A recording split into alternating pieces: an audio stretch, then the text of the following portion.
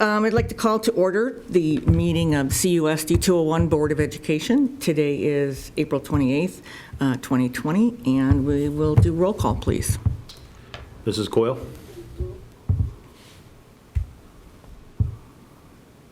Yes. Mr. Price? Mrs. Price? Yes. Mr. Rudy? Yes. Mrs. Strohmeyer? Yes. Ms. Wilson? Yes. Mrs. Charlton? Yes. Mr. Armstrong? Yes. If we could stand for the Pledge of Allegiance.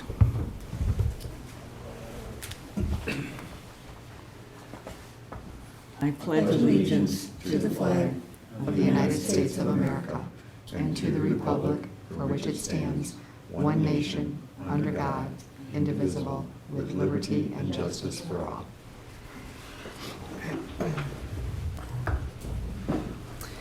Okay, the first item is approval of minutes. Marie, as I had mentioned to you in my email, there was a slight change I would like the board to consider, and that is on the minutes for the March 10th meeting. If you go down to transition planning, it says the consensus, third paragraph down, it says the consensus of the board was to continue the conversation at a future meeting. I believe the consensus of the board that day was to the consensus was to reorganize at our June meeting, and I'm hoping later during our discussion that I can talk about the transition planning again to the community a little bit, because they haven't heard of that plan, and we had talked about it already. But I believe the consensus of the board that day was to reorganize at that June meeting. So I would just like the minutes to reflect that accurately. I believe that we agreed to discuss and vote, not to do anything other than that, the way that it was written. Hang on a second, Judy. I was muted that whole time.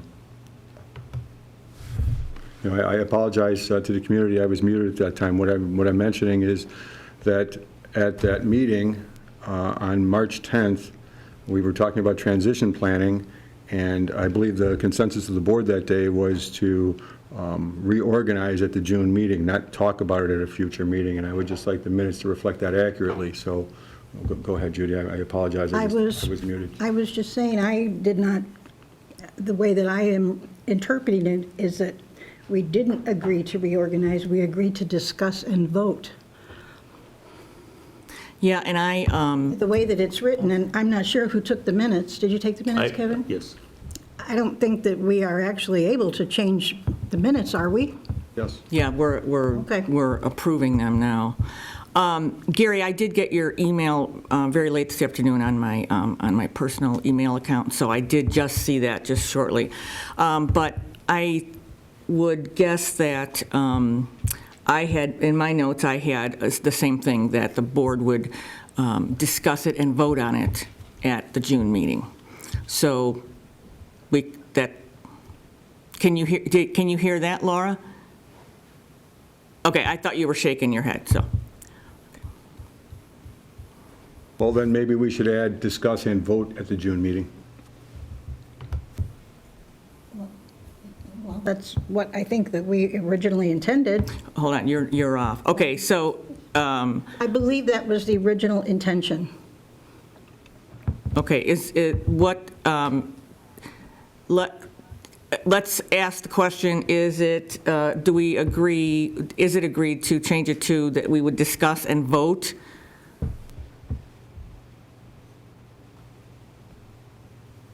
At the June meeting? At the June meeting? Yes. John's yes. Laura? Dana? Are these guys?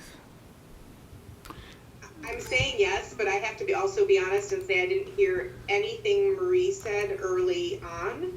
Like right after Gary brought up the issue and Judy commented, I did not hear anything Marie said except when she said, "I see you nodding your head." Okay, So if there's other discussion in between Gary and Judy, I did not hear that. But I am okay if the consensus is on discuss and vote at the June meeting. I'm okay with that. Dana's okay with it, too. Okay, so we'll change that to discuss and vote at the June meeting. Okay, So as amended. as amended. So okay.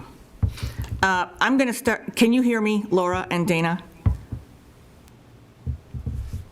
Laura, can you hear me? Okay. The chair will entertain a motion to approve the minutes of the March 10th. I do have to say something. I'm sorry. I don't want to spend a bunch of time on technology. Technology, but we're hearing it, and then we're hearing it on a delay. And I just wonder if the public listening is hearing the same thing. It's very confusing. We're hearing someone say something, you hear the exact same thing repeated, but they're still talking on a new topic. Dana, is that an accurate description of how? So we are hearing you, but there is a delay. So give us time to respond, if you would, because we might not have caught everything that was said the first time around. Okay, fair enough, fair enough. Okay, so I will ask then, is everybody comfortable with changing it, amending it to discuss and vote at the June meeting?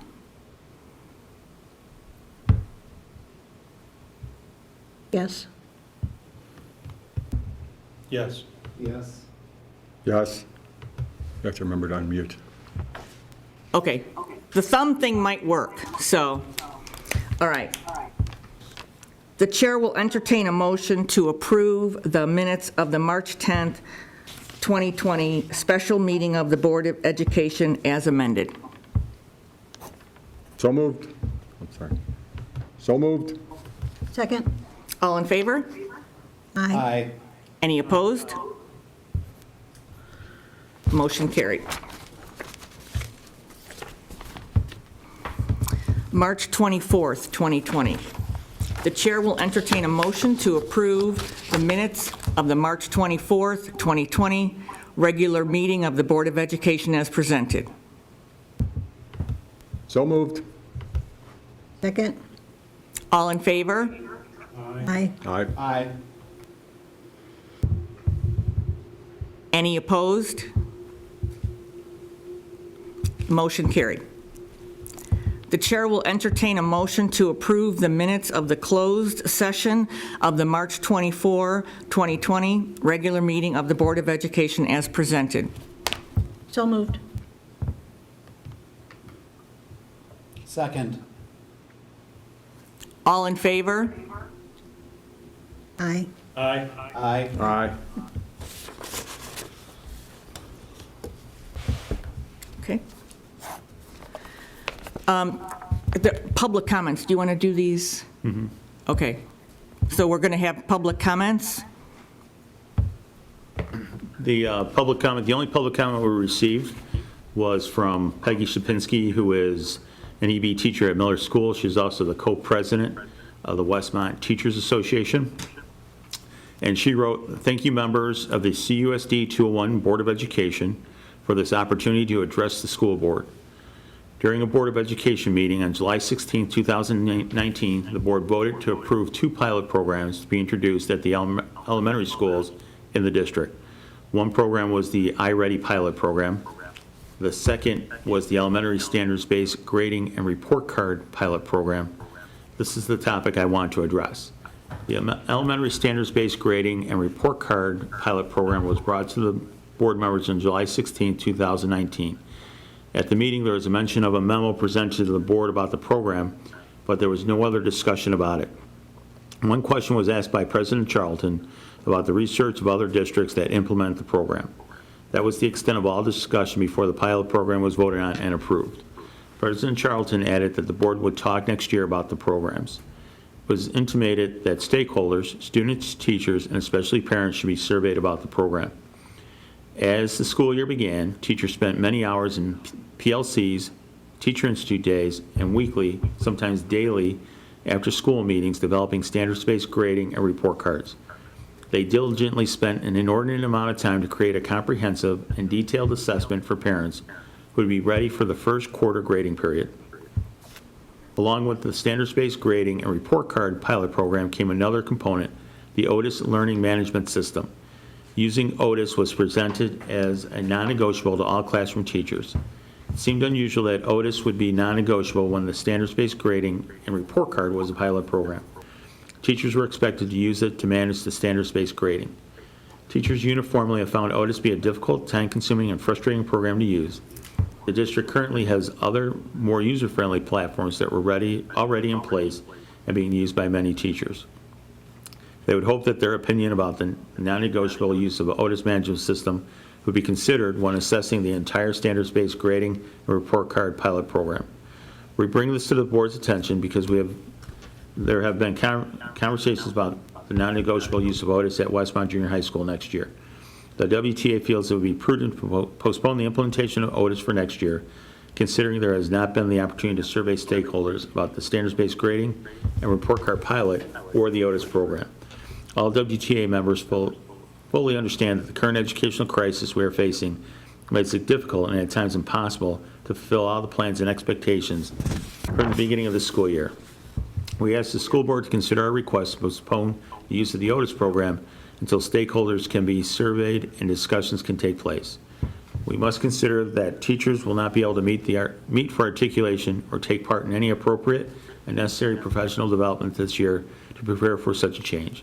We must also anticipate that the beginning of the next school year may start with remote learning, which would also preempt the opportunity to properly prepare to institute the standards-based grading and report cards pilot program and use of the challenging Otis platform.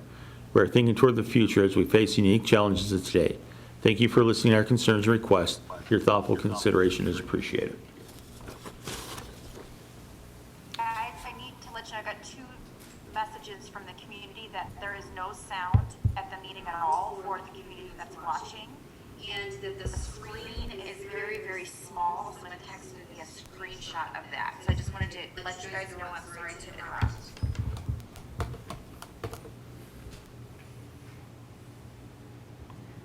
Dana, people are saying they can't hear anything. Nothing. I got the same message, and they also said it looks like whoever set up the video didn't actually join the Zoom call, so I don't know if that's a potential fix for us. Is this, what computer is the one that's getting the audio? So Right there. No, We're the gonna problem take a look is, at she's it. saying the community's not hearing us. I understand, but the mic on the computer, let's see. About that comment that you just read, there was a lot of information in one message. If we can see the verbatim of that at some point, that obviously I think it's great that we got that message and we want to consider it carefully, but there was a lot contained in there, so will we see the verbatim of that? I can attach it to the Friday's board update if you'd like, the text. Is your hand up, Laura? Okay. Yeah, I wanted to know if you were going to ask something.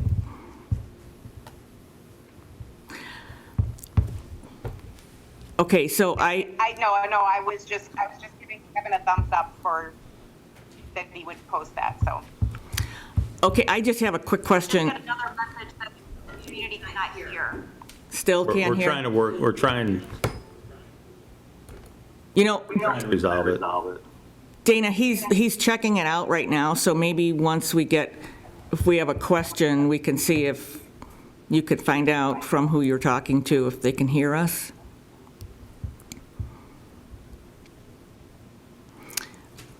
Then I guess I just have a quick question, Kevin. And I would like to ask if we could maybe, obviously, I would think seeing the email would be helpful too, or the public comment. But is this, and forgive me for not understanding each of the Otis policy, all the different computer programs, but are they saying that the junior high is going to standards-based grading next year? Is that what is being asked? I mean, do you know, are they doing that? It's not the standards-based grading, but Otis is for student records, student grades, tracking student performance.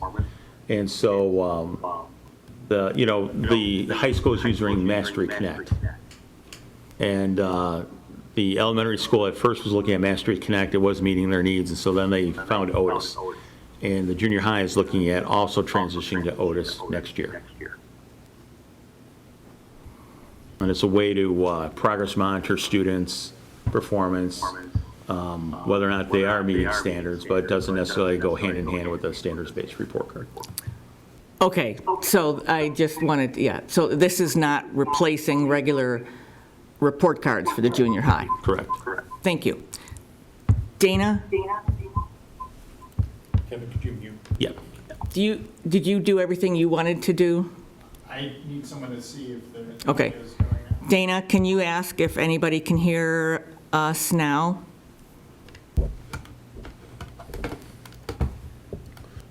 Yeah, I would go ahead and say something. Okay, Dana, was that thumbs up that you're going to ask or that people can hear us? You're going to ask, okay.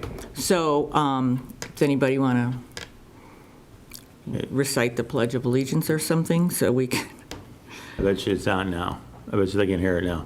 okay, Because the screen just changed. Yep. okay. Did you hear that, Dana? They said the screen changed, so maybe that, Yeah, I see it on my end. It's still connecting to audio, so I don't think they can hear, but they may be able to see.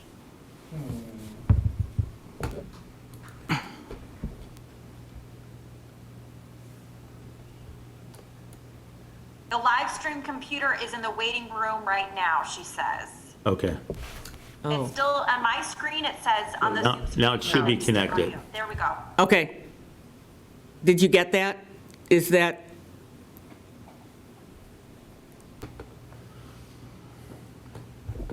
It looks like it's connected now. I don't know if people can hear us or not at this point, but it does look like it's connected. okay, so They should be getting audio. Do they hear anything? are people hearing things now? We're hearing you. It's time right by the mic.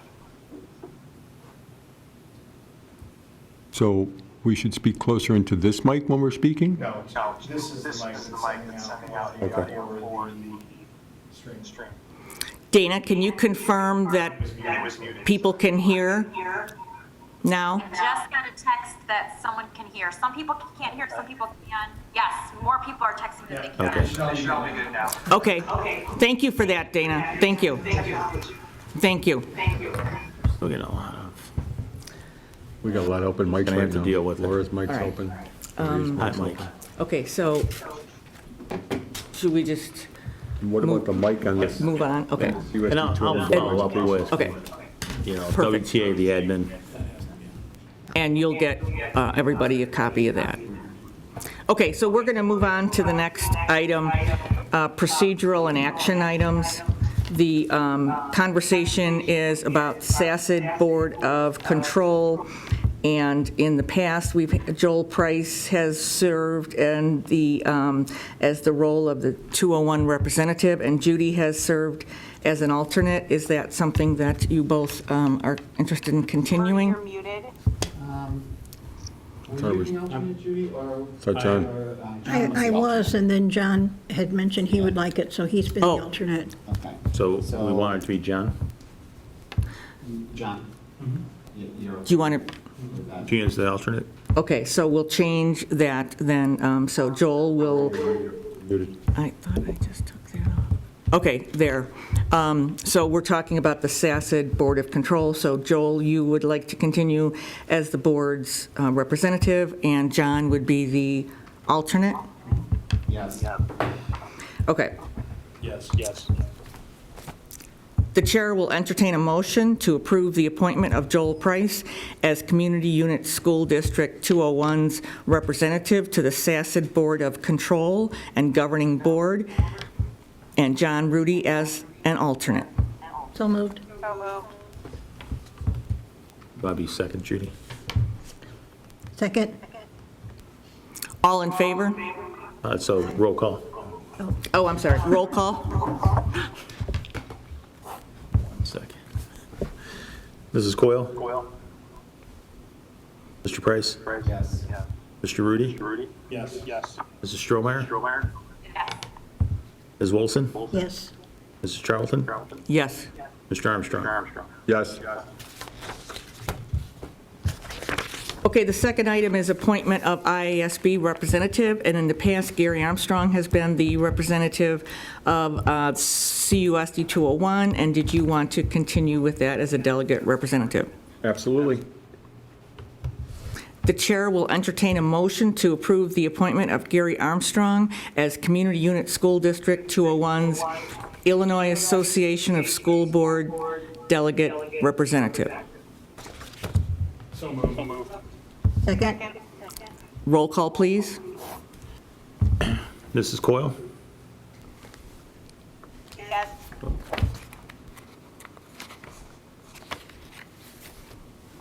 Mr. Price?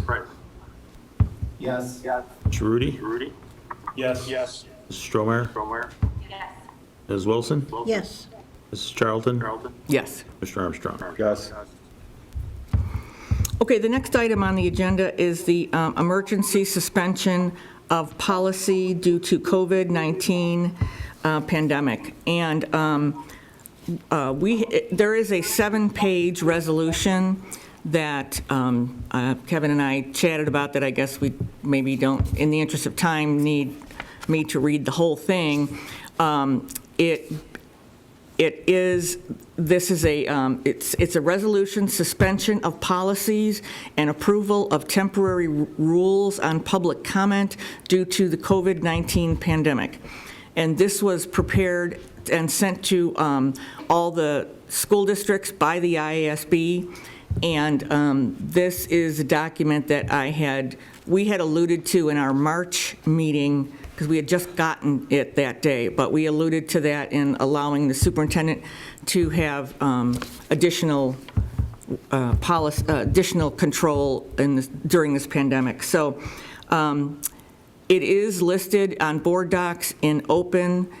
Are board members comfortable with, and I did ask our attorney to review this just the other day to make sure that this was current. So are we comfortable as a board of having me not read 7 pages? Yes. Yes. Yes. Okay, I think that's everybody. Okay, then, again, the resolution is,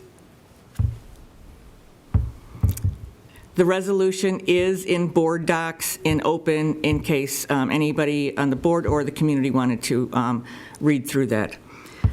So I will just go ahead with the motion. The chair will entertain a motion to approve the emergency suspension of policy due to COVID-19 pandemic. So moved. Second. Roll call, please. Mrs. Stromeyer? Ms. Wilson? Yes. Ms. Charlton? Yes. Mr. Armstrong? Yes. Ms. Coyle? Yes. Mr. Price? Yes. Mr. Rudy? Yes. Okay, the next item is the board action on closed session minutes. I do believe I have to read all of these out.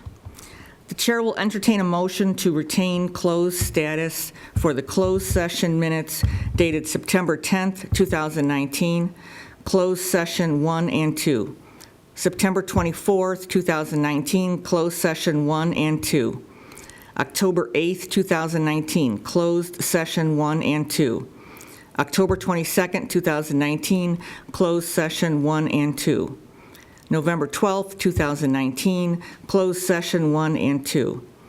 December 10, 2019, closed session 1 and 2. January 7th, 2020, closed session 1 and 2. And February 11th, 2020, as presented. Oh, there's one more. There was February 25th. Oh, did I miss that? Is that, Sorry. On the second. oh, okay, second page. so this is, that's, It is? Kim and I had 2 different versions. Do you have? No, I don't have that. The board docs are showing Yeah, it. Oh, February I 20th. missed that. Okay, Yeah. okay. All So right. then adding, was it February 25th? Yes. 2020, okay. Not a problem, Kim.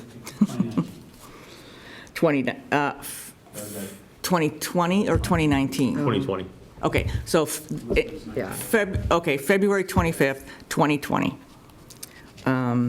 as presented. So moved. Second. And roll call, please. Mrs. Coyle? Yes. Mr. Price? Yes. Mr. Rudy? Yes. Mr. Stromeyer? Yes. Ms. Wilson? Yes. Mr. Charlton? Yes. Mr. Armstrong? Yes. Okay, destruction of verbatim closed session minutes. The chair will entertain a motion, okay, are there just these two? The chair will entertain a motion to approve the destruction of the verbatim closed session minutes from April 11th, 2018 through September 11th, 2018, as presented. So moved. Second. Roll call, please. Mr. Armstrong? Yes. Ms. Coyle? Yes. Mr. Price? Yes. Mr. Rudy? Yes. Mrs. Stromeyer? Yes. Ms. Wilson? Yes. Mr. Charlton? Yes. Dana, can I just check in with you? Do we know if the community's getting sound still? Yes. Everything's good. Okay, thank you. Okay, consent agenda. The chair will entertain a motion to approve the consent agenda as presented. Number 1, personnel recommendations. Employment of licensed staff, Brian Johnson, 1.0 FTE, instructional coach, Westmont Junior High School. Resignations, Liram Corcari, custodial staff, and Bridget Connor, first grade teacher, Manning Elementary. 2, approval of SACID classroom lease. 3, approval of April 2020 expenditure report. I believe Board Docs has 2019, but that was a typo. 4, ratification of March 2020 regular payroll. That might be the other, another. Oh, that one's good. That one's good? Okay, Yeah. okay. 5, appointment of DAOES representative. 6, approval of additional March 2020 expenditure report. Is that the one? That's the one that Okay. was- So said 2019. It has 19, but it's supposed to be 20. Approval of audit engagement letter, number 7.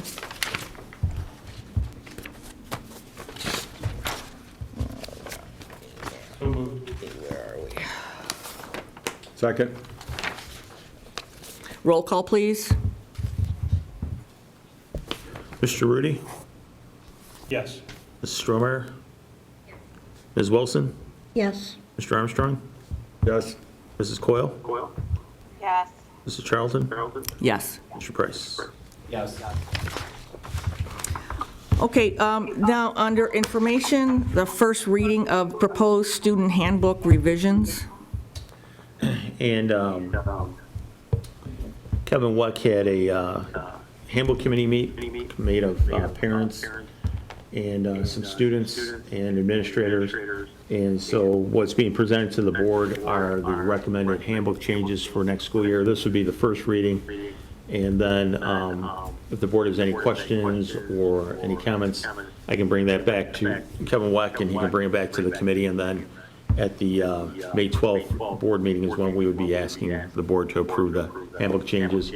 But the only real significant change is the junior high, they suspended their bring your own device, if you remember, partway through the year.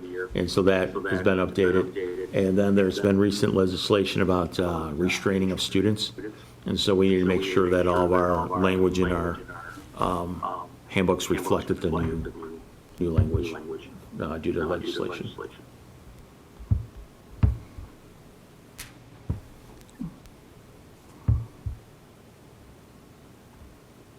Okay, any questions? I can't pull my, now, of course, Kim, I can't get into this, but the only question I had was, there was a section in there that talked about the high school and grading and all that, and it just said, based on COVID-19, so. Right.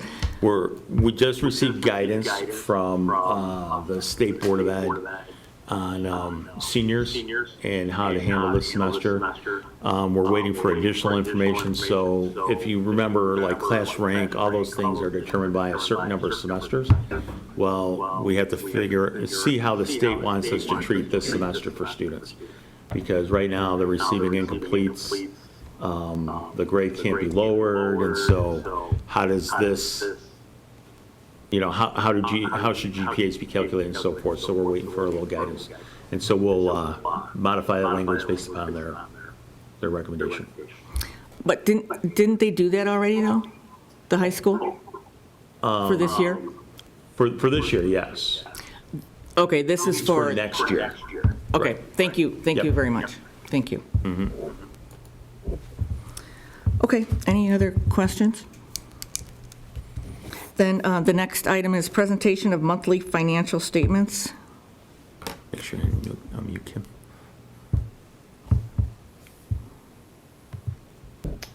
All right, good evening. We have the March financial statements. During the month of March, the district received $164,000 from the state. There are $382,000 of fiscal year 20 payments vouchered but not released at this time. The state owes the district for both the second and third quarter mandated categorical payments. And as everyone is well aware, March brought many changes to the district, the state, and the world that will have a significant financial impact. At the beginning of March, the Fed lowered interest rates. On March 13th, the governor announced the suspension of in-person learning until the end of March. And obviously, we know that that is continuing through the rest of the school year. We also had stay-at-home orders and significant changes to our way of life. Major sectors of the economy have virtually shut down, and only essential services are operating, resulting in high unemployment and turmoil in the financial markets. The financial impact of this will be communicated in a separate memo and will be updated each month. And we should be aware of significant changes for our district going forward. In the Ed and Tort funds, revenues are slightly higher than the prior year averages. We received $131,000 during the month. $120,000 of that represents evidence-based funding, and there are about $84,000 of fiscal year 20 payments vouchered but not released. In the O&M fund, our revenues are comparable to the prior year averages. In the transportation fund, again, revenues fluctuate from year to year based on state payments. They're higher right now than the prior 3-year average, and there are $135,000 of fiscal year payments vouchered at this time. I think they're comparable too, sorry. Education and tort fund expenditures, they're comparable to the prior year average, and the O&M fund is 55.27% spent to date. Last year it was 56.82%. And right now expenditures are higher than the prior year averages in the transportation fund. Timing of receipt of invoices is part of it. We've had some additional expenditures for transporting some of our homeless population that's significantly greater than last year. This is going to change a lot. Originally, our transportation vendors were asking for the district to continue payment of services as 80%. Now, some of that has actually changed again. So we'll be talking about that later in the board meeting, but this, we'll wait and see kind of what happens over the next, at the end of this month, as we finish out April, to see if our expenditures are going to exceed budget for that. And then we'll follow up with the board on what we need to do in that case. You'll see that, fund balance continues to decline. That's expected as we use up our tax revenues and things like that. We're also noticing we're not getting a lot of revenue in right now. And our investment balance obviously continues to decline until we receive tax payments, hopefully in June this year. Does anybody have other questions? Okay, thank you. Thank you. All right. And then the next item is, are you ready for that? Okay, COVID-19 potential impact on school funding. All right, and so hopefully people will follow along in the presentation in board docs. We won't be posting it on the screen. But there's obviously been a lot of changes. Even when we had looked at our, the board had discussed our 5-year plan last month, and I've done a rework of this, but some of the things that are resulting from the COVID-19 impact, we have revenue implications. There's significant talk about our real estate taxes and what we're going to collect in June. Typically, the district receives 50% of our tax revenue by the end of June. So we can anticipate a lower collection rate for June. We don't know what exactly that's going to look like. I know DuPage County is looking at allowing people to pay later, but they do have to approve that they've had some type of financial hardship. County by county, that's a little bit different. So we definitely can, I think, anticipate a lower than 50% collections in June. And I think we should anticipate a potential lower overall collection rate of the 2019 levy. We also will probably see an impact on our future CPI. EAV in the future could potentially go down. We could be back into the scenarios we were during the last recessions, the 2008, 2009. Our EAV in the district has not even recovered back to those levels now. So new growth, again, we've got some things going on. So next year we should have, new growth, but years after that, I think we can anticipate that to be lower. And the result of that will mean our tax rate will increase again. And we've seen that trend, when we do with the levy presentation. So obviously, the other thing we can probably anticipate in the future, lower TIF revenues again, because I think that's going to obviously slow down with the impact to the economy. Corporate personal property replacement taxes, again, a potential reduction in future years as a result of business losses that are being sustained out there. Our interest income is going to be reduced, not only as a result of the decrease in interest rates, but also reduced fund balances. So if we're not getting that tax revenue at the same pace, we have less money to invest, therefore less interest income, and then at lower rates. So we can definitely anticipate a decrease in our interest income. Rental income, both for this year and next year, definitely reduced because of the buildings being closed to outside entities. So we will see a decline for the current year in terms of that. Tuition and fee income reduction, obviously athletics for the spring this year, and some, activities. I anticipate for next year additional fee waiver requests. So we all need to be aware of that as well. And then in terms of, if you go to the next slide, evidence-based funding. Our district is supposed to be held harmless at approximately $1.3 million. But obviously, if there are this many problems here, the state is going to, already has a shortfall of, in their budget, and it's anticipated to be not quite double that next year. So it would not be surprising if we did not see some type of reduction in our evidence-based funding. There could be proration or payment delays as a result of the anticipated state revenue shortfalls. Also, Tier 4 could be the absolute worst-case scenario. If they don't have enough funding for Tier 1, Tier 2, Tier 3, they could take money away from Tier 4 that they've already given us in prior years. Not sure how they're going to get that money back, but that is kind of the worst-case scenario that is out there in terms of what school districts need to be paying attention to.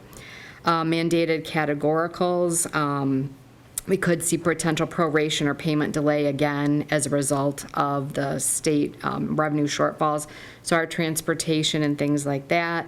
We haven't received the second and third payments yet, so there's a potential that we may only receive 2 payments this year. That has happened many years ago, and so again, would not be unlikely. Reduction in food service revenue. So for this year, less meals are being served. We are serving our community, but less meals are being served than we do overall when we have students actually in our buildings. So therefore, less revenue reimbursement from our National School Lunch Program. But our expenditure, food then expenditure has gone down, but our labor costs have not. Our labor costs are exactly the same with a significant decline in meals served. So, and then Medicaid reimbursement could be lower as a result of reimbursable services that we provide. And then, so the good piece of news, CARES Act funding, we will receive additional revenue based on our Title I funds that can be used for specific purposes. And again, related to COVID-19 impact. So maybe additional technology, devices, things to remote learning, if there's any cleaning things that the district needs to do. So as soon as they give us our allocation, right now it's estimated about $132,000, then they'll give us the parameters of what we can spend the money on, what the timeframes are, if we can go back and recoup any of the costs. Obviously, we had to buy some additional devices and things like that to deploy to our students and to our staff who are working remotely as well. Expenditure implications. We anticipate an impact to our medical insurance rates. We don't know what that is going to do, but I think we can definitely should be prepared for that to happen. Our IMRF rate will increase because IMRF investment earnings will probably be negatively impacted because of interest rates. Unemployment compensation costs will increase.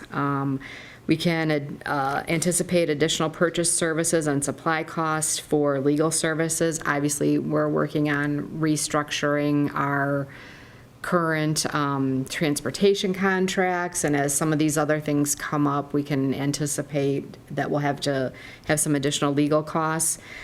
Technology, hardware, software, and infrastructure as we continue to enhance our remote learning capabilities.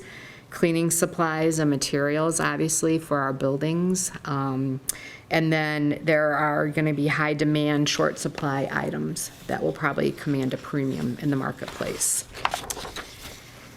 If you go to the next slide, a reduction in utility costs in our buildings, obviously I think we can anticipate currently a little bit of a reduction in our electricity, natural gas, water, and sewer during our school closure period. I can't really quantify what that is, but there should be, a slight savings there.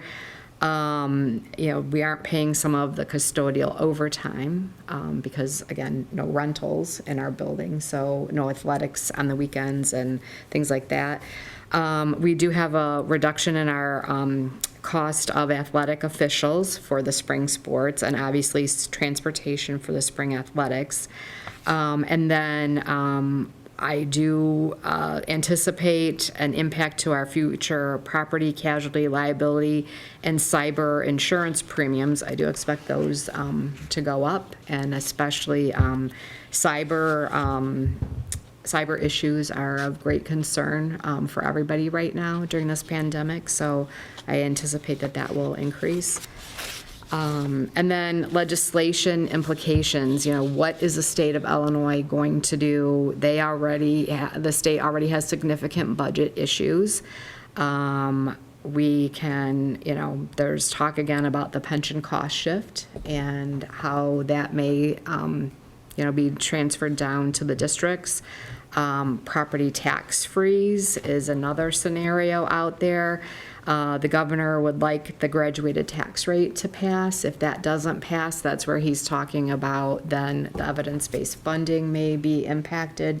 So there's a lot of things, going on out there that could definitely, that are impacting our current revenues and expenditures for the year that we're finishing up, will impact next year, and we don't really know what that will look like beyond that. So as we get more information, we'll continue to model and do things, but, it's the future, the outlook is bleak, and I just want everyone to be prepared for that. Does anybody have questions?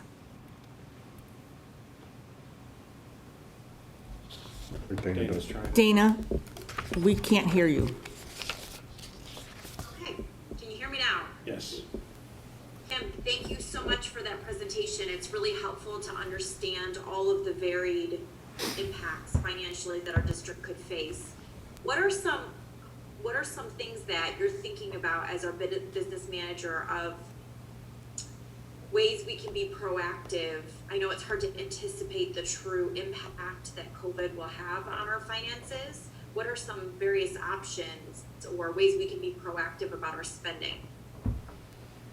Well, I think one of the things is that we really have to be conservative for next year. And again, we have things where salaries and benefits are over 80% of our expenditures. So obviously those would be, the places where you're going to make the biggest impact. And I think, people have to understand that, again, we're in a very, very difficult financial situation, and the fact that our employees, people are still employed is a positive, but I think that people should not be surprised that there may need to be some compensation adjustments going forward. And then obviously we need to look at our at our other spending, and I'll be working with the principals and administrators on what that looks like as well for next year. And so really, necessity only.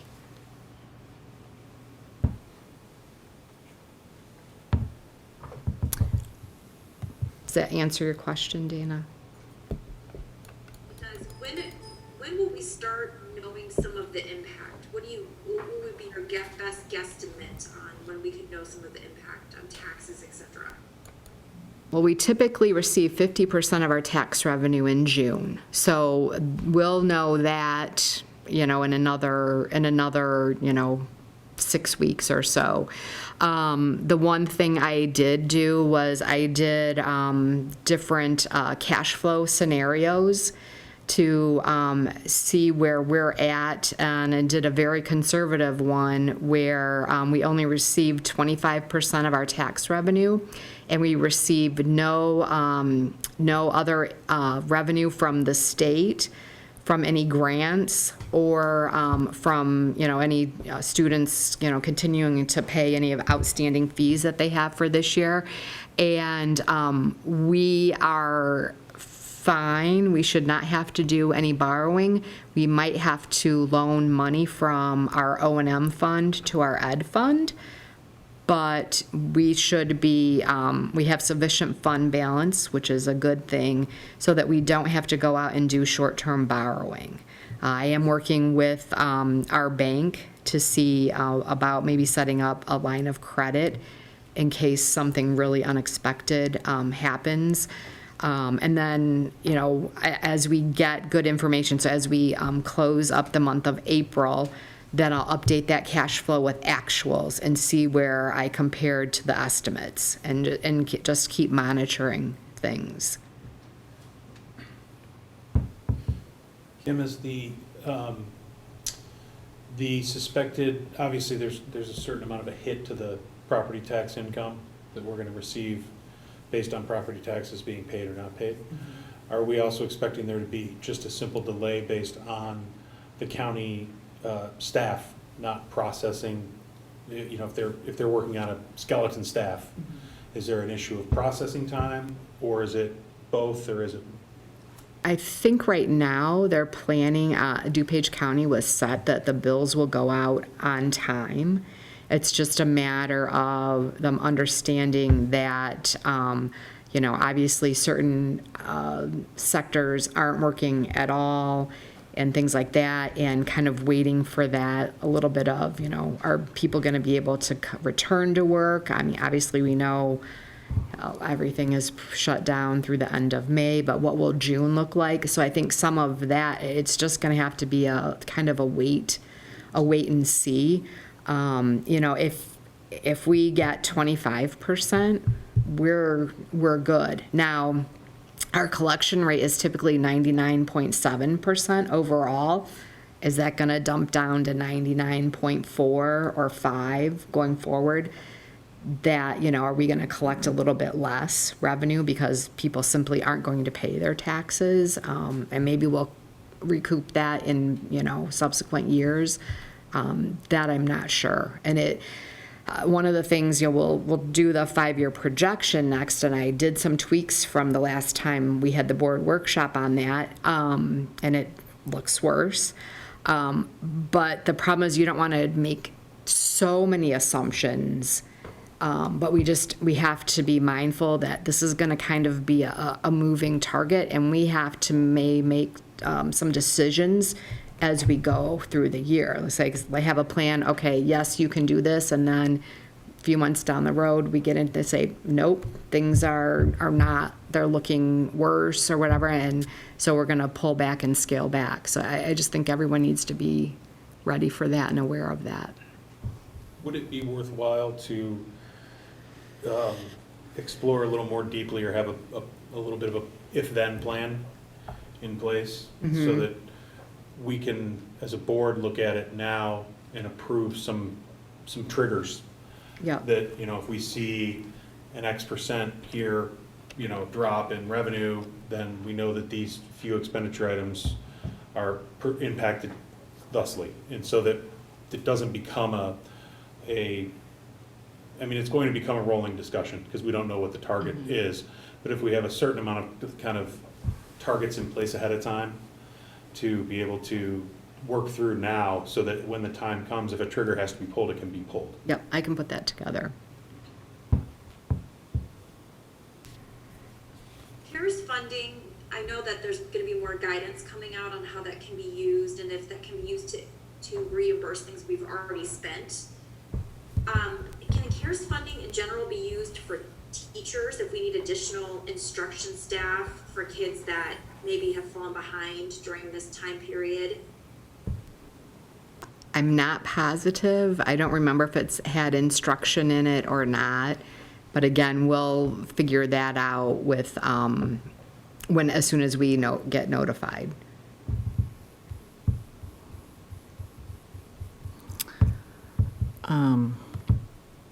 Okay, Kim, thank you. On this CARES Act that we received this payment, this is going to be a loaded question, do you anticipate that perhaps we would get any more money, or do we think that is capped?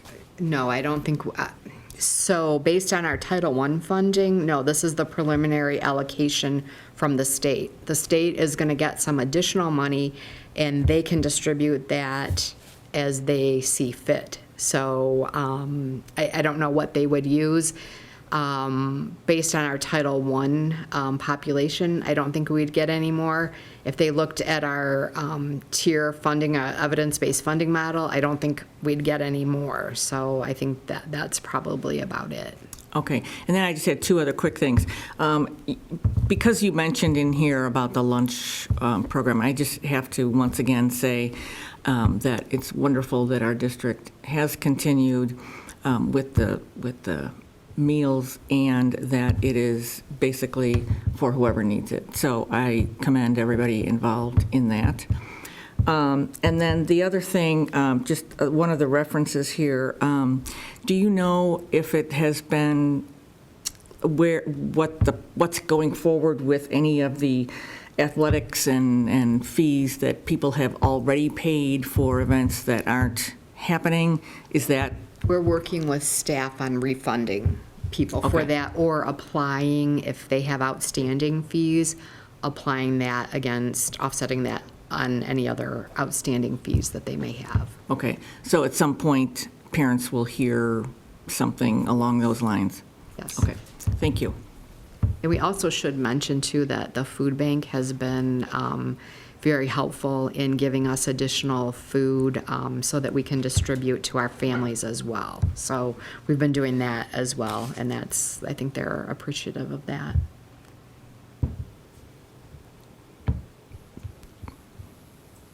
Okay, are there any other questions or comments? Okay. I want to make sure I saw no other questions, comments? Okay. Then we will move on to the next topic, 5-year financial projection update. Okay, so we use Forecast 5 Analytics to do our 5-year financial projection. And it's a multi-year plan that has some scenario comparisons, what-if analysis. It utilizes our detailed budget and all of our account distribution in the program. Go to the next page. It has 5 years of audited financial report revenues, expenses, and balances. It's based off of our current FY20 budget and then general ledger data. We look at our tax levy extensions and maximum tax rate. We look at our equalized assessed valuation, enrollment, and then other district assumptions. So now the FY20 budget is what we're basing everything off of. We know that our FY20 budget is going to be impacted based on just what's happening with COVID-19.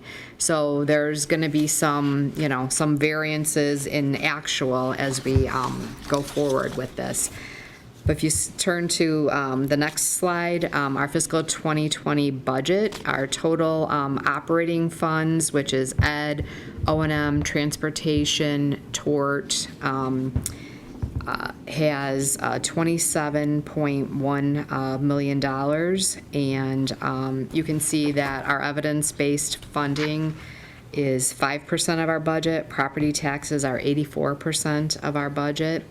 We receive very little federal revenue, 3%, and then 3% other from the state. We have, go to the next slide. This is the history of the CPI from 2014, and we know from the 2014 levy through the 2020 levy, those are known amounts. We know that 2.3% will be using for the 2020 levy. When we had originally looked at CPI, we had a range of 1.8 to 1.9% going forward.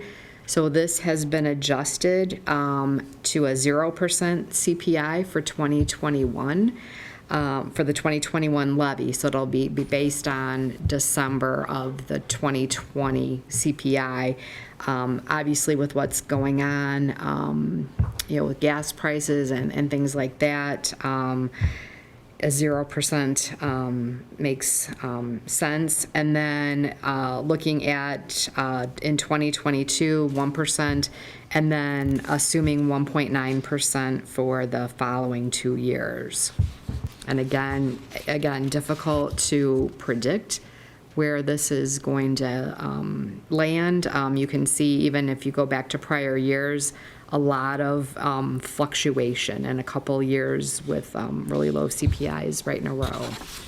If you go to the next slide, our tax base assumptions, again, through the 2019 levy, those are actuals, and then obviously, again, we're projecting that our new growth is going to decrease because people aren't going to be doing probably tear downs and things like that. So we're estimating those at some lower amounts. If you go to the next slide, we talk about a revenue sensitivity. So a tax levy, a 1% change in CPI is plus or minus $229,000 overall. And new property, $1 million change is plus or minus $43,000 in tax revenue.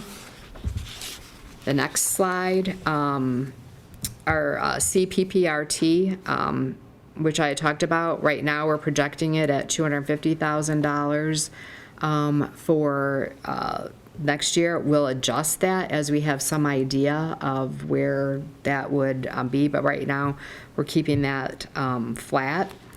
Our local revenue, right now, no change over the budgeted levels for FY20 except for interest income in the ed fund. So our interest income, we're looking at a decrease of about $110,000 in the ed fund, $20,000 in O&M, and $3,000 in the transportation funds. Again, based on lower interest rates and also the lower funds to invest in the future. Decrease of $40,000 of rental income in the O&M fund. And we could see a decrease in school fees income that's not depicted right now. But we, again, need to be aware of that.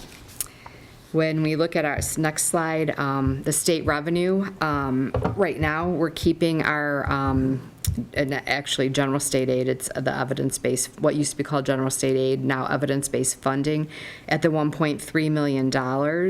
Again, we talked about possible proration. That is not reflected, and we'll just, again, wait and see what happens.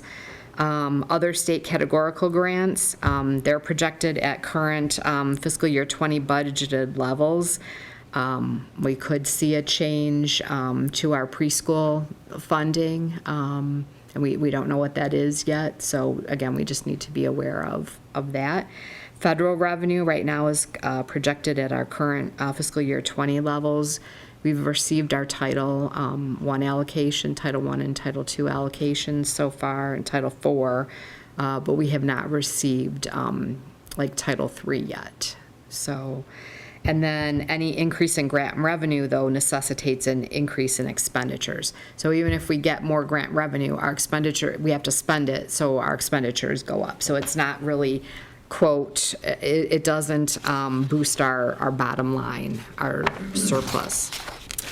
If we look at our next slide, our fiscal 2020 budget, our expenditures by object, in the operating funds, $29.2 million. Again, salaries, 60%, benefits, 14%. So again, those are the two biggest components of our budget. Look at the next slide. Right now, the model has our salaries. I left the salaries in for the teachers according to the current contract, which expires at the end of this fiscal year, because there wasn't a good basis for making assumptions about what that is going to look like. So that's 80% of CPI with a floor of 1 and a ceiling of 3 plus step and lane.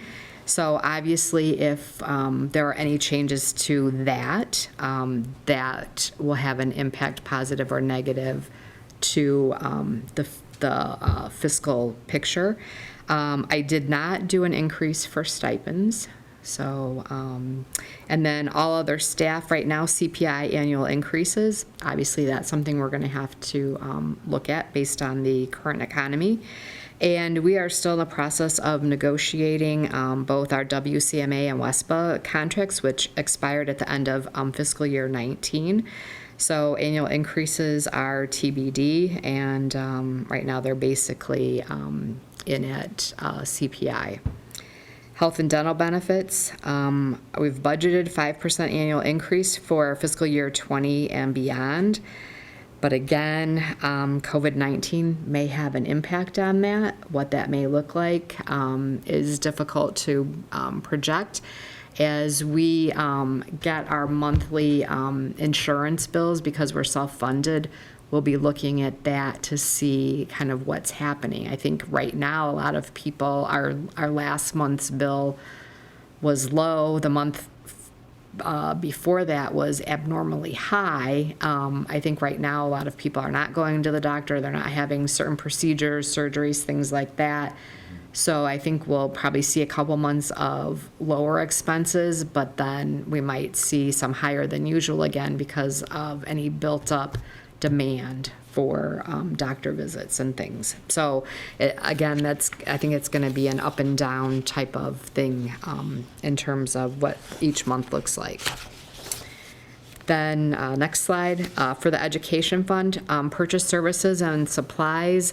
We originally had those in at CPI. We're going to put those in at 1% for fiscal 21 and 2% thereafter. Obviously, looking at reducing that a little bit. Special education tuition cost, right now modeling 4% annual increases. We have little control over that. That usually gets us kind of into what the state sets those tuition increases at, and then also allows for any additional students, kind of that may come that need those services. Capital outlay, no increases in the ed fund. In the O&M fund, purchase services and supply, 1.5% for fiscal year 21 and 2% thereafter. Again, difficult to determine exactly how prices might be impacted as a result of COVID-19. For some of the supplies and materials that we have. And then capital outlay, no increases. Transportation fund, based on contracts for next year, a 2.57% overall increase for fiscal year 21, and then 2.3% thereafter. And tort fund, no increase. I do anticipate probably some increase in our tort fund expenses. We only levy a certain amount, and then the remainder gets paid out of the ed fund. So those two balances get combined anyway. So we'll utilize what our levy is, and then the rest goes in the ed fund. Right now we have no additional, if you go to the next slide, we have no additional staff projected. No legislative changes in the school funding formulas, no changes to the property tax extension limitation law. Obviously, there are possible state TRS obligations out there if they do the tax shift. That's not modeled in here. We do have the savings from known retirements. There were going to be 2 at the end of fiscal year 20, 1 for 21, 2 in fiscal year 22, 4 in fiscal year 23, and 1 in fiscal year 24, with replacement teachers hired in at MA Lane Step 5. Now, if we hire teachers above that, that's going to be an additional cost. If we hire teachers below that, that'll be some additional savings.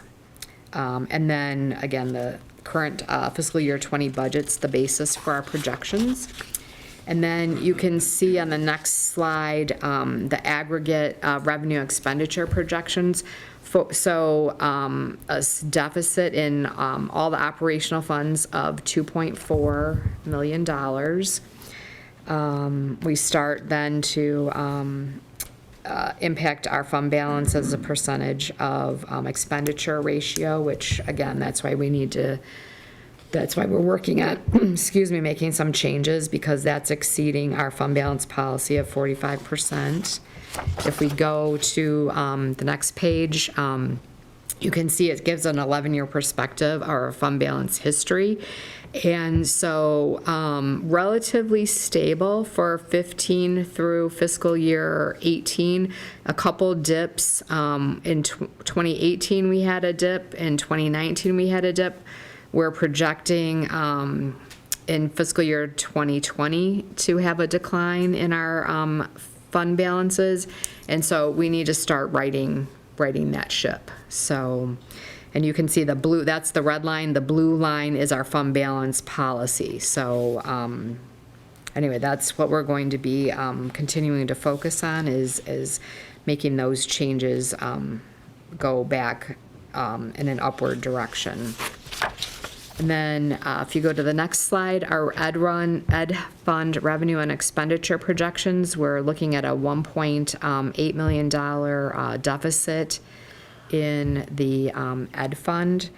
And so we need to be making, some changes there. And we'll be working on those changes for our expenditures as we put together the budget, so that the budget should look somewhat different than this. Unfortunately, the unknowns, again, are the teacher salaries, so that will have an impact on what that number is going to look like. And we still don't know our WESPA employees as well either. If you go to the next slide for the O&M fund, a $308,000 deficit, but that is planned. That is planned deficit spending on our projects, and we have sufficient fund balance in there for those projects. So that's something that we have planned for. It's the ed fund that needs the most attention right now. Does anybody have questions? It's a lot of bad news. Yeah, I was trying to think if I had, my good news was that we're going to get CARES Act funding, but that's about all the good news I have for you right now, so.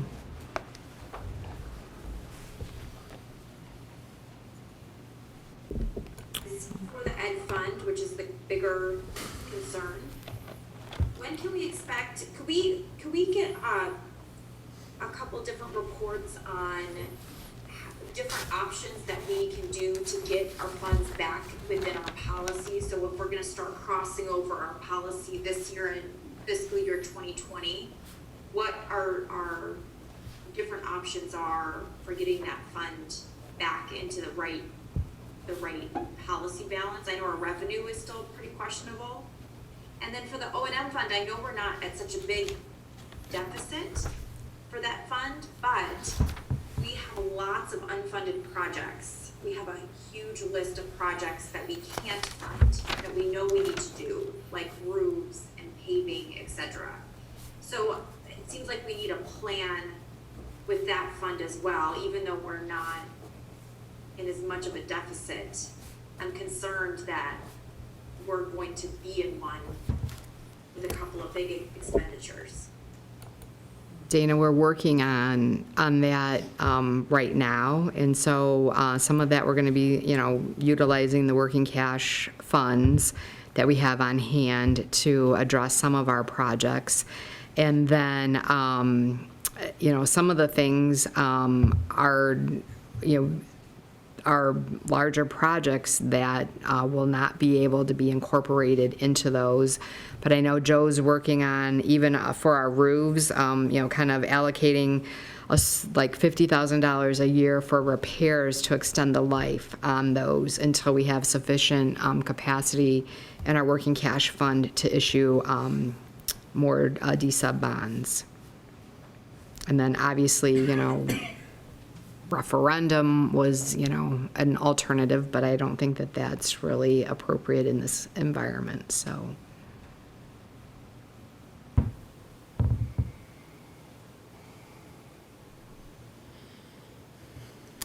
Okay, are there any other questions? Comments? Okay, thank you, Kim. I'm sure you will keep us updated. I will keep you updated. Okay, the next item is Westmont Junior High Marquee sign replacement.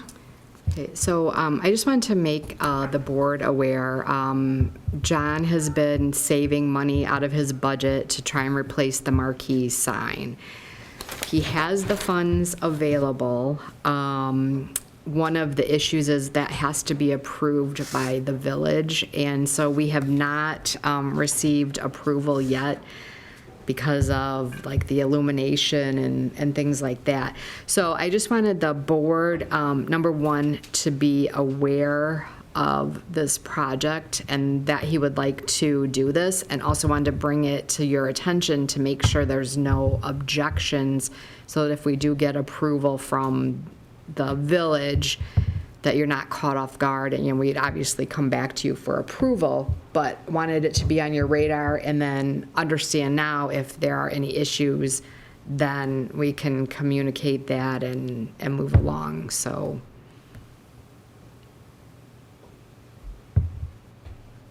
Does anybody have comments on that?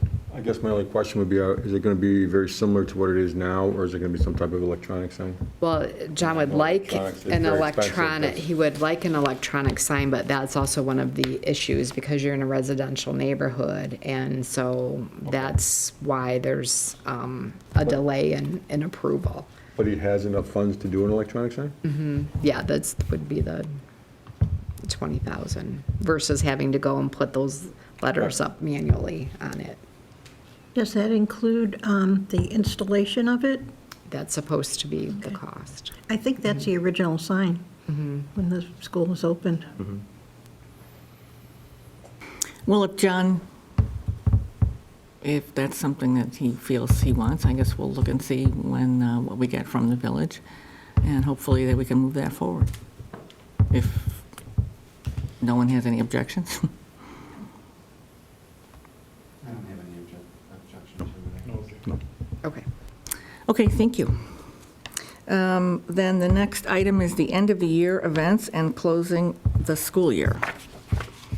When the school year started, nobody anticipated what we currently would be experiencing, and I think everyone was hoping that we'd be able to return to in-person education, but the last word from the governor is that essentially, we're remote learning throughout the end of the year. And so obviously that puts into question, so what happens now, what some of these milestone events that our students typically experience, and many have been looking forward to. And so we had a committee meet last night, the Zoom committee meeting. Gary and Marie participated. We had parent representatives from the different buildings who are involved in our parent organizations, and we had the building principals, and kind of talked a little bit about what we're hearing from other schools, how they're handling some of these situations, and then also, some of the things that our parents are hoping to see.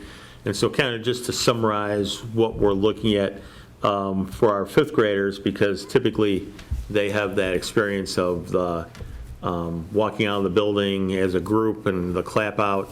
We're looking at possibly doing something late in the summer, a social event for our fifth graders and their parents, so that they can have a little bit of closure to their fifth grade year before they start their years in the junior high. At the junior high, the teachers will be contacting students about the awards that they'll be distributing on a personal level, and then graduation will be more of a virtual graduation for the students. And then yard signs for all the eighth graders will be placed in their yards.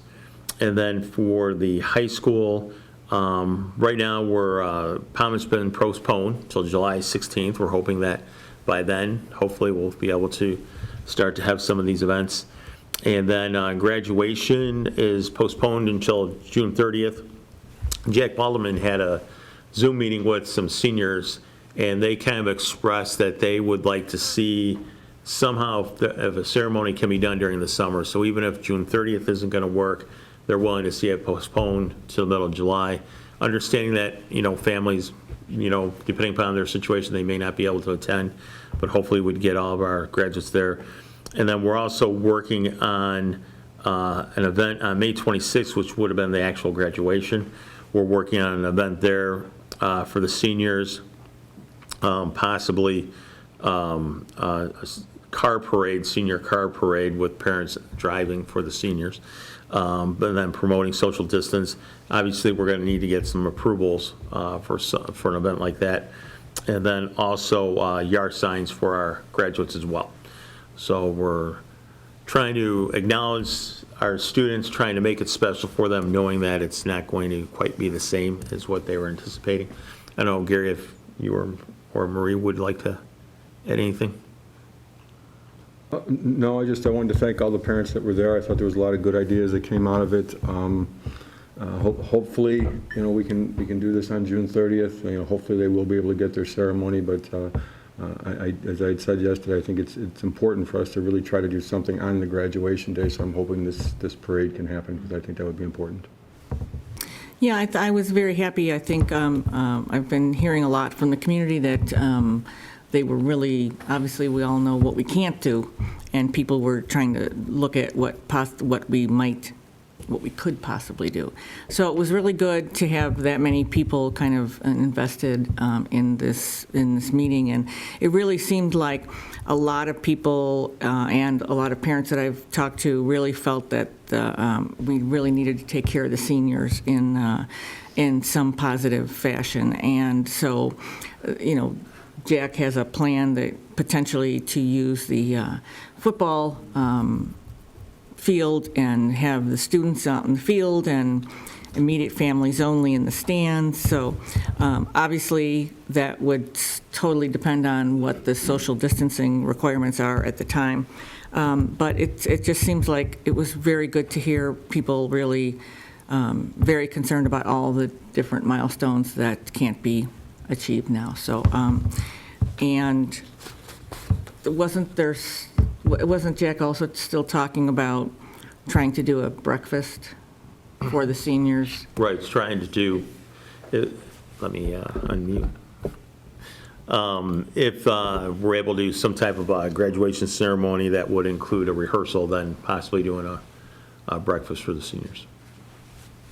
So it was great. So thank you for everybody who participated in that. So stay tuned for more information from the principals, right? They're going to reach out to the parents. Okay. Jack actually asked that we talk about it here first, and then he'll get the word out, so. Yeah, we were chatting this afternoon, so thank you very much. Has there been anything, is it up to the elementary schools to do their field days, or how are they going to be giving out? They always have the Lions Award, and how are they going to be handling it? They'll be, when the students, we're going to have to make accommodations for students getting their materials at the end of the year. And so as students are picking up their materials, they'll receive any awards that they would be receiving. And then I think, I'll have to check with the principals, but then something on social media to acknowledge those students that, so people can see it. But the field days will be, because we're learning remotely, those we'll not be able to have. Yeah, that's what I was afraid of. They really look forward to it.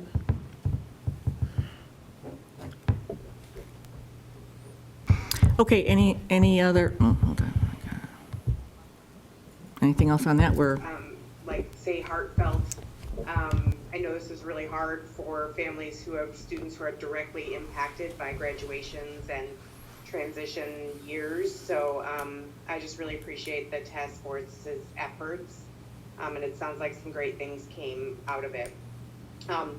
Because we're in a little bit of an unusual time, I wanted to see if we could have one more item of discussion before we move on to action items. I know it's not formally on the agenda. So if it's better for me to do this in board reports, I'm fine doing it. But I did want to talk about the board meeting format and just see if we could have a conversation about potentially moving our meetings to a fully virtual format for the next couple of months.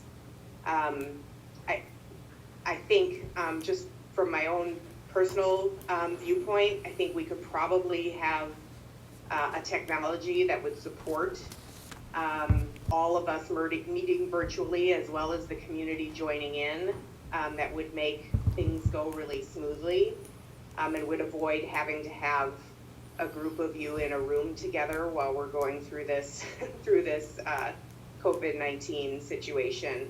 I will say I've even gotten a couple of texts from parents asking me, like, why are all those people sitting in the room right now? Plus they're at home dealing with technology issues. I just want to put it on the table that maybe we have that conversation as a board and discuss whether or not we aren't better moving this to a fully virtual format for the next couple of months.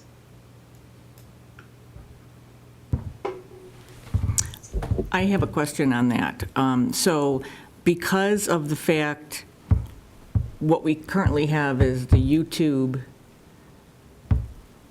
the YouTube option for the parents to participate. Is that something that still could be done with all the board members attending virtually? Yes, that would, we'd still have the ability to stream the meeting as well if we were all attending virtually. Well, I support Laura's thought on that. I definitely think it makes sense to do that, since we've also suspended the fact that we don't need to have a quorum present. That policy, what we did earlier in the meeting correctly, so I would certainly support that. Public would be able to get more out of watching the meetings. We could share presentations. We could share our screen and share presentations, like Kim's presentation that she just gave could be shared on the screen, which I think would be a little easier for the public to follow. And I think most of the technology issues we've had tonight have been related to Laura and I joining virtually in a live meeting. And I think we could cut down on a lot of the issues that we're having with technology if we just moved completely to a virtual format.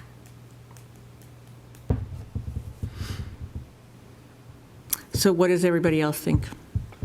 Well, I find the virtual meeting, I mean, I know it's necessary right now, but I'm not a big fan of it.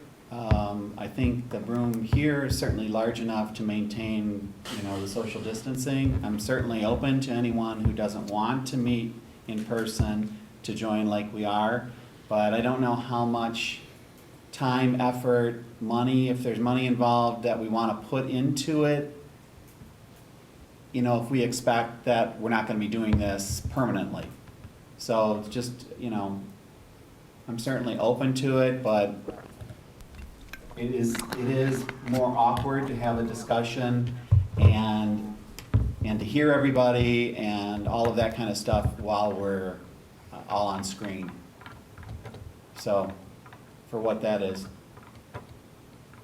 I 100% see your point on that, Joel. But I also agree with Laura's. I think as a factor of being community leaders and showing our best foot forward to the remainder of our community, I don't think it's a bad idea for the next couple of meetings at least. We're only talking about potentially one meeting in May, one meeting in June going forward. By then, I think we're all hopefully we'll know more, because it seems to change about once a month, and maybe over the next month or two we'll have a little more information. I agree that there's enough room to do so here, but I also think that that we should lead by example to the community. I've gotten community feedback tonight that once we got our audio fixed, it's still very hard to hear everyone, and we're getting feedback issues and the lack of being able to present something on the screen. So I think the community is also asking for this to be a little clearer for them as well. At least the limited communication I've got. Who hasn't weighed in? Judy, do you want to weigh in? I understand what you're saying, Laura, and I understand what Joel is saying, and I just kind of feel it should be a personal choice. I don't mind coming. I know others are, they don't really want to be here because of everything that's going on, but I'd like to see it remain as a personal choice, but I will go with how everyone feels.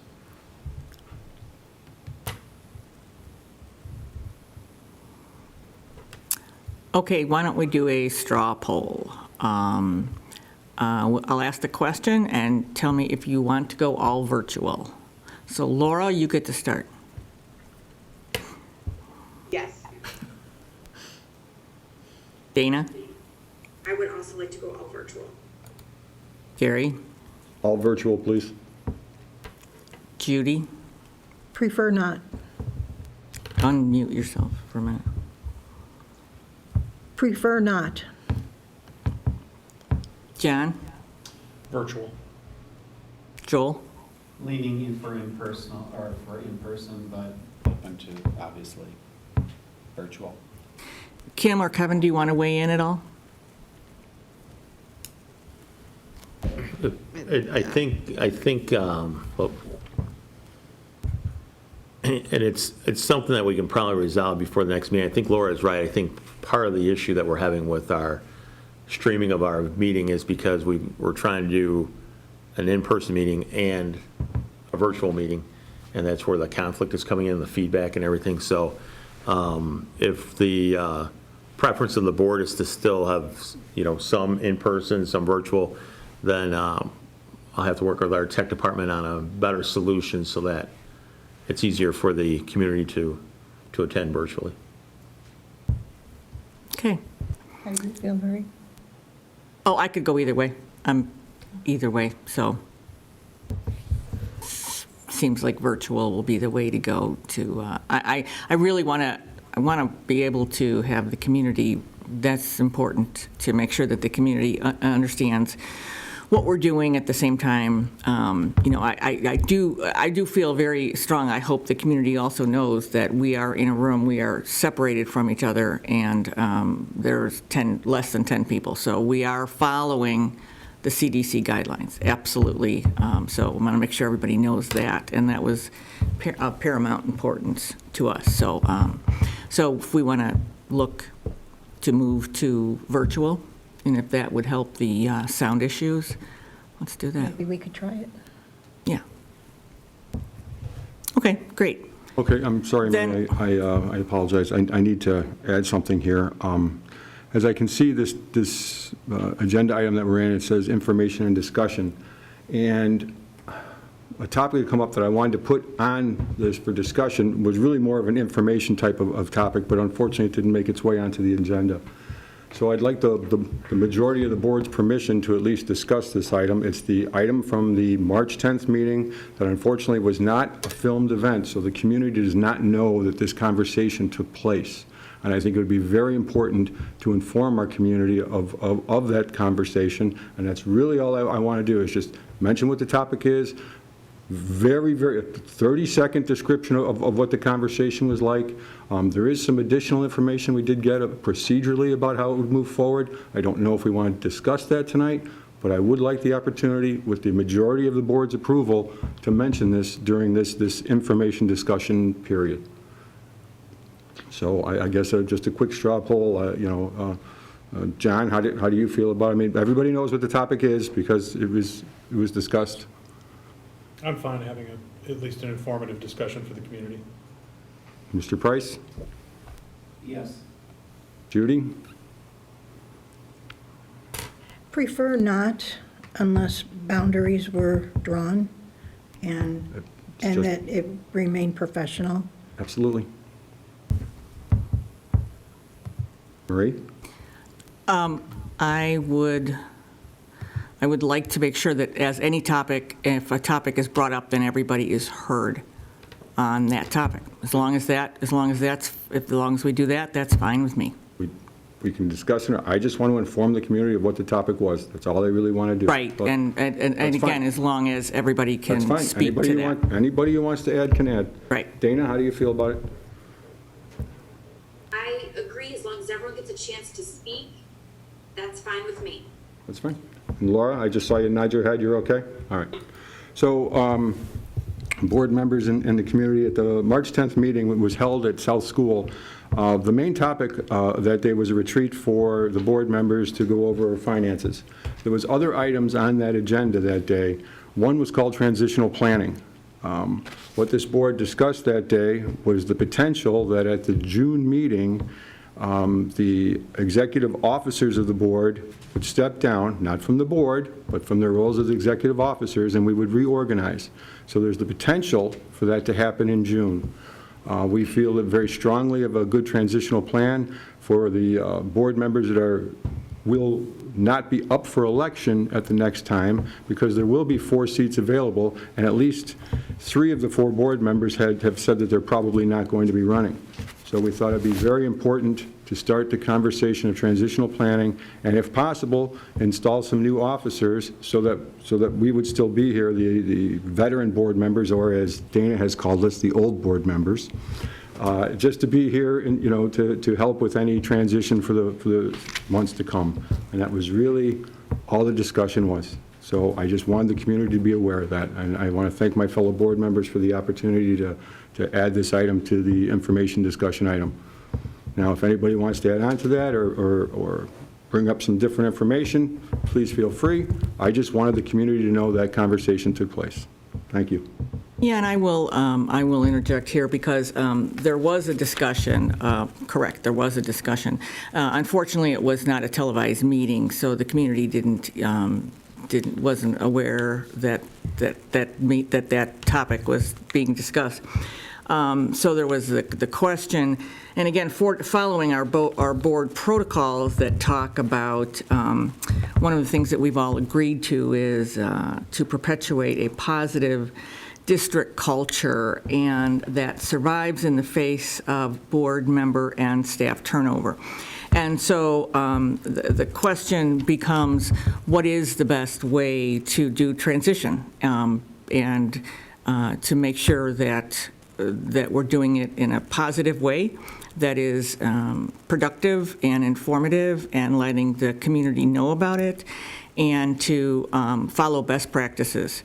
So I definitely look forward to a conversation in June about the way to do that, to achieve that, because there is a lot of knowledge in this room, and we have 3 board members who will be continuing with their terms, and each individual, can't speak for any other of the senior board members, but to make sure that there is a smooth transition of the roles of the people that are there. So I look forward to a very good conversation about using best practices to make sure that it's a seamless transition as we move forward towards next year, because there'll be an election in April of next year. So the new board would be seated in May. So it's about a year away. So that is what I look forward to in June, and then voting on that issue in June.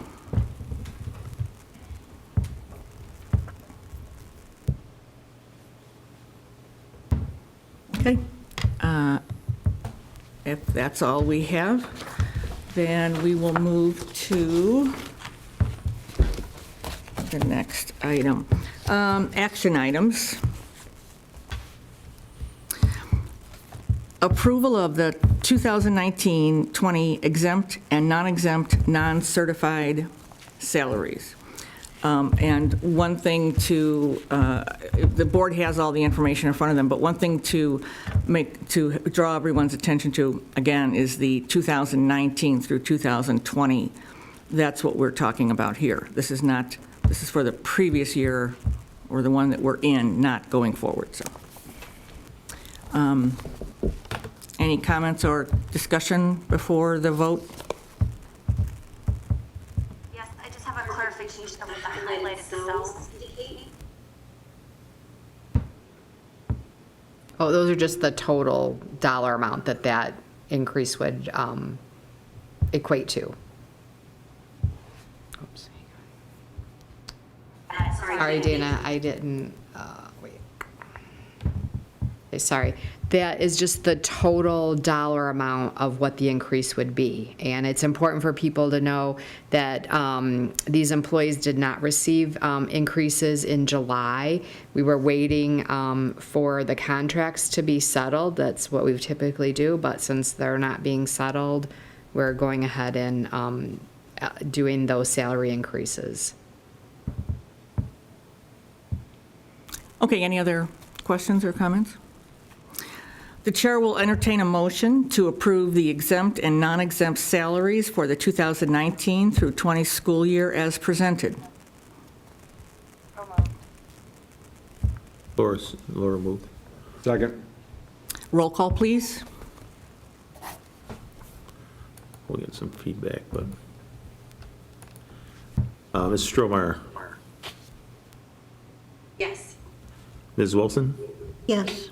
Mr. Armstrong, Yes. Mrs. Coyle, Yes. Mr. Price, Yes. Mrs. Charlton, Yes. Yes. Mr. Rudy. Yes. Okay, the next item, similar as well, regarding the 2019-2020 administrator salaries. Did you want to, same, Same, the administrators have not received raises this year, and so, again, waiting to settle contracts, and because we haven't settled them to date, we're asking the board to go ahead and approve raises for the administrators. okay, the chair will entertain a motion to approve the administrative salaries for the 2019-2020 school year as presented. So moved. Second? Roll call, please. Ms. Wilson? Yes. Mr. Armstrong? Yes. Mrs. Coyle? Yes. Mr. Price? Yes. Mr. Rudy? Yes. Mrs. Charlton? Yes. Mrs. Strohmeyer? Yes. Okay, and then the next one is as well. This one is the addendum to the superintendent's employment contract, and the board did do our annual evaluation of the superintendent, and so this also establishes the addition to the employment contract to the superintendent, again, for the year 2019 through 2020. The chair will entertain a motion to approve the 2019 through 20 addendum to the superintendent's employment contract to establish salary as presented. So moved. Second? Roll call, please. Mr. Armstrong? Yes. You. Mrs. Coyle? Yes. Mr. Price? Yes. Mr. Rudy? Yes. Mrs. Strohmeyer? Yes. Mrs. Charlton? Yes. Ms. Wilson? Yes. Okay, the next item is the approval of continued employment of non-tenured teachers and tenure recommendations. Any comments or questions? This is for our teachers to renew their contracts for the upcoming school year, and then also those teachers who qualify for tenure to acknowledge their receiving tenure at the end of the school year. Okay. The chair will entertain a motion to approve the continued employment of non-tenured teachers and tenure recommendations as presented. So moved. Second. Roll call, please. Mr. Armstrong? Yes. Mrs. Coyle? Yes. Mr. Price? Yes. Mr. Rudy? Yes. Mrs. Strohmeyer? Yes. Mrs. Charlton? Yes. Ms. Wilson? Yes. Okay, the next two items, approval of amendment to the Westway 2019 and 20 contract, as well as the approval of the amendment to Sunrise 2019 through 2020. Those two items will be tabled until the next meeting. Right, Kim? Yes. Okay, the next item is the superintendent's report. Included in my report, some of the board members wanted kind of an update on how remote learning has been going in our district, and then also student contact, student engagement information. And so I asked each of the principals to kind of summarize the experience for their buildings. And so Lindsay Petersak for Manning, this is first just an overview of remote learning.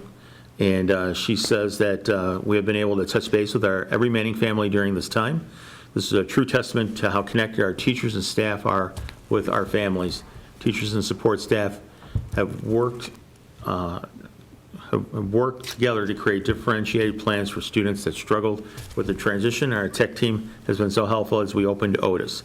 Having one platform has helped us tremendously as we troubleshoot issues that arise. Otis is extremely prompt in their responses, and we have worked closely with their team to work through glitches. Our next step with Otis is providing feedback to their team for both teachers and parent student sides so that Otis can maximize its effectiveness in our district. Our PTO has been instrumental in helping to provide streamlined communication to educators and families. In addition, they have also built a relief fund for families in need within Community Unit School District 201. To date, they have granted 11 families with $200 and have also provided gift cards to additional families. So thank you to the Manning PTO. From Miller, we've been able to touch base with all Miller families during both e-learning and remote learning. Teachers and support staff have worked together to create differentiated plans for students that struggle with transition, and our tech team has been helpful as we transition to Otis. Teachers and support staff are able to get support from the instructional coach on a daily basis with support and lesson planning, Otis questions, and tech support needs. Everyone is working very hard and around the clock to engage all students. In addition to the planning, preparing, and giving feedback on daily lessons posted in Otis, teachers and staff are also doing whole class Zoom meetings and one-on-one Zoom meetings, video conferencing calls to meet the needs of all of our students. Our teachers and staff are learning new ways of teaching and are really pushing themselves to make the educational resources and instruction engaging and meaningful. While the Miller PTO is certainly sad that we will not be returning to school for the remainder of the year, there are some things that we're very excited to report. Like our sister school, Manning Elementary, Miller PTO has launched a COVID-19 mini grant relief program. We're excited about the opportunity for Mustang families to come together at this time. This program allows for all of us to rally around one another in these difficult circumstances, allowing those who are in a position to give to feel empowered that they are making a difference in such a time of powerlessness, and for the vulnerable among us to feel seen and cared by the Miller family. Additionally, we have placed a food pantry outside of our building to supplement the outstanding work the district is doing in caring for the nutritional needs of our families. Finally, we're working to continue to keep our families connected via social media and weekly parent hangout on Zoom. We so appreciate all the district is doing to rally around our community at this time. We're confident that though this is very challenging, together we can get through this. And from the junior high, things have been very busy for our Panthers as remote learning is in full swing. There was a short period of time when students learned where to go from which classroom, but since WJHS has been one-to-ones for 6 years now, students are familiar with our main platform, Google Classroom, and where to access assignments and learning activities. Teachers have been utilizing various tech tools from their past bag of tricks, but with so many more applications for learning available to them, our students, they've enjoyed exploring and really giving students opportunities to personalize their learning. We're hopeful to see continued student engagement as the month of April ends and May begins. We have loved to witness all the ways our students, educators, and community are engaging with one another during this quarantine. WJHS is a campus busier than most, with every Monday being the location for district food distribution. Seeing parents and students come through has brightened their days. We also love how the WJHS PTO is so proactive in planning for the future and sending out messages of hope, kindness, and continued education. Ms. Quattro and I continue to do home visits regarding shout-outs to students and staff. We caught more than a couple of students and parents in their jammies. Confidentiality is sacred. We will continue to have virtual announcements, videos on Tuesdays and Thursdays with a guest student. We miss our Panthers and wish them the best. And then from the high school, WHS has a recent history of pushing rigor and overachieving like very few high schools in the nation. Part of that is a result of the relationships, personal contact, and follow-through that we employ at WHS. This is, of course, more difficult to achieve during remote learning. I think our teachers are working very hard to maintain quality learning. Most of our students are doing the best they can under the circumstances. We're reaching out to students and families through individual teachers, counselors, social workers, administrators, and the data team when students are not engaged. We're also starting to put together recognition for students who have done excellent work during this time. And so that's kind of an idea from each of the buildings of how the remote learning is progressing. And then in terms of engagement, Manning has reported in the first 2 weeks of remote learning, 100% of the students have been in contact with remote learning. 88% of the students have been engaged for the full 2 weeks. And then 35% have been engaged for at least 1 week, and only 5% have been engaged. And they are reaching out to those families to try to get those students to be engaged. At Miller, 100% of the students have been in contact with remote learning. 96% have consistently been in contact for remote learning. And then 2% of the students do not have Wi-Fi at home, and we are working with those families to correct that. 93% of our students have had engagement from April 13th through the 17th, completing more than 50% of their work. And then 7% were disengaged during that same time frame. And then the junior high, over this remote learning, they've had 6th grade has been 100% engaged, 7th grade 87%, and then 8th grade is 76%. And then the deaf and hard of hearing program is also housed at the junior high SASIS program, and 84% of their students have been engaged. And then the high school reports that based on surveys and teacher feedback, just over 25% of the students are doing high-quality work on a regular basis. 40% of the students are doing a good job overall and completing most of their work. 20% of the students are doing some work, but not consistently at a quality level. And then there's 10 to 15% of the students that are doing little or no work. And if you kind of just canvassing other districts, some districts are reporting as high as 20%, other districts are reporting about 60%. So I think overall, we're doing a pretty nice job of reaching out to our students and engaging our students. And so I think overall, we're making the best of a difficult situation. Any questions on those reports before I just wanted to make one quick comment. It's just been spectacular to see things like the teachers really reaching out to the students, showing up at people's houses and, from a safe distance. And yes, I see Dana smiling. All kinds of things. The teachers doing the driving through the community, manning and listening to the kids squeal on how excited they were for that. PTOs are working overtime, and it's a wonderful thing. And I just want to mention one other thing that I've heard through the community is some of our older students have been helping the younger students with some of their homework, because there are some of us parents out there that might have surpassed the knowledge to help our students anymore. And so I know there was some reach out from parents to see if the older students in the district, high schoolers, would help. And I've heard that that's happened, and I think that's another testament to the strength of our district. So I really wanted to mention that, and I thought that was a great thing. So. Good. And there's also Laura's. Kevin, you go ahead and comment. I was going to make another comment regarding remote learning, so if you're responding to Marie's comment. No, go ahead. It wasn't to Marie's comment. Okay. I was just going to say, first, I think it's incredible to see how the administration and staff and everyone, the whole community has responded.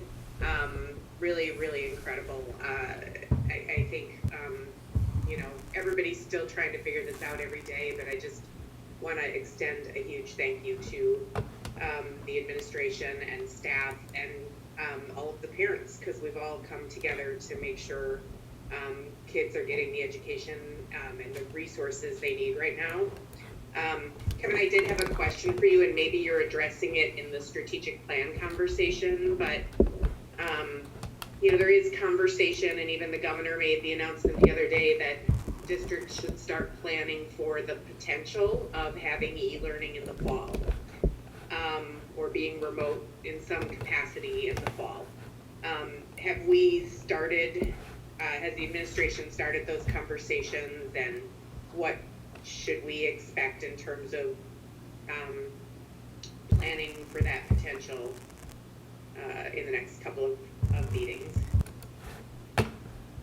As a matter of fact, we started having the conversation today with the admin team, and the kind of what we're hearing is right now the Iasb is having a committee meet to discuss kind of what that possibly could look like for school districts. And I think a lot of people have seen the NPR article about Finland and how they're handling education. And so basically what the Iasb right now is telling school districts to, again, prepare for, remote learning. Not that we'll start the year remote learning, or that will definitely transition to remote learning, but, everybody was kind of caught off guard this past spring. And so now take some time, learn from what we've done, and really, develop a very strong remote learning program. Some of the things that has also been discussed is possibly we may have to still practice social distancing when we resume school. And so what does that mean for a school? And it's, in some ways, it's a little bit easier at an elementary level where students are self-contained in a classroom versus junior high and high school where students are, the same student doesn't sit in the same seat all day long. They're moving to other classrooms typically. And then, what does that mean for what would our school day look like, in order to, because, based upon Kim's reports that she's given us, the thought of, in order to reduce the size of our classes to add additional staff isn't very realistic, and very few districts would be able to do that. So are you looking at creative schedules where, students, it's a blend of remote learning versus in-person learning, so that some of the students are in person, some are at home, and then they switch the next day. And so, what will lunch look like? What will recess look like? All those things. So yes, we are starting to plan for those things. And the idea of the Iasb committee is that they would hopefully come up with some guidelines for schools to follow. But yes, we are having those conversations about potentially what the fall can bring. Thank you. Sure. And then the other thing I was going to share before I move on to a couple other things is that, part of the success of our remote learning definitely is the support of our families. Because, right now we know, and, as parents are working from home and then they're trying to balance the educational needs of their children, there's a lot going on in our homes right now. And so we appreciate all the efforts of our students and our families right now. It's greatly appreciated. A couple other things before I'm done with my report. Just in terms of strategic plan, what I was just going to tell the board, obviously we've been dealing with some things and you're kind of been waiting, well, as soon as we kind of resume back to normal, this is the new normal. And so we're going to begin pushing forward. I do have a survey that I've put together that I'll be getting feedback on. I can even share it with the board if you want in the board update so that you can provide some feedback. The one thing I want to be sensitive to, and we had this debate, we sent out a survey last week about remote learning, and we're still gathering the results that I'll be sharing with the board. But, as parents are doing so much already, do they really want a survey to fill out? So we want to be sensitive to that and the timing of that. But, and then, similar to what we did with the parents to talk about how to handle some of these milestone events, is setting up some Zoom meetings with different stakeholders so that we can get feedback and input. Because to wait until possibly when we're able to have those normal types of meetings, too much time will elapse. And so we want to have our strategic plan in place. Some of it's also in light of some of the information Kim has shared. That needs to be a piece of it. So we are going to be moving forward and surveying and then setting up some meetings for stakeholders so that we can get input on our strategic plan. And then a couple of quick congratulations. Jack shared some information with the board. But again, our board is going to be, we're going to start seeing recognitions about how well our high school has been doing. And so the U.S. News and World Reports, Washington Post, our high school is going to be figured prominently. And then also our high school guidance department received their ramp status again, which is very few high school guidance departments receive that. And then also Larissa Zalitsko, for her role working with interns, received an award for all of her work with all the interns she serviced. And so congratulations to her. And that's my report. Okay. Are there any board reports? Guess no one's gone to any events and that, so. Dana? I wouldn't share the feedback I've heard from the community as far as e-learning goes. The feedback I've gotten is that our district is doing a lot more than a lot of districts. Soon we've got things going. It's really impressive. How much we're reaching out to students and trying to get a hold of providing assignments, their place.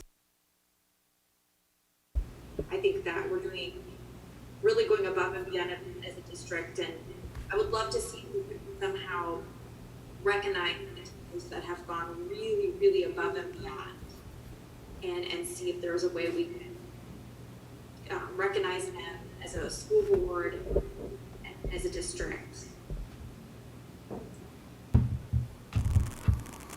Okay.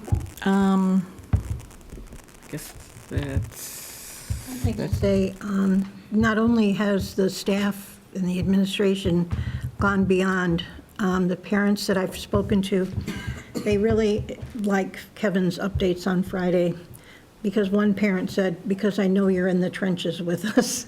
And all of the parents have embraced it so much that they've just been rock stars. They've been just unbelievable, trying to work 40 hours from home and have 2 or 3 kids and things like that.